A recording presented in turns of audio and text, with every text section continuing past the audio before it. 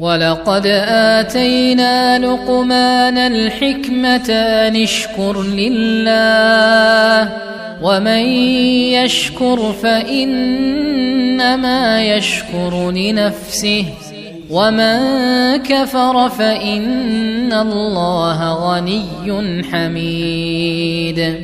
وإذ قال لقمان لابنه وهو يعظه يا بني لا تشرك بالله إن الشرك لظلم عظيم.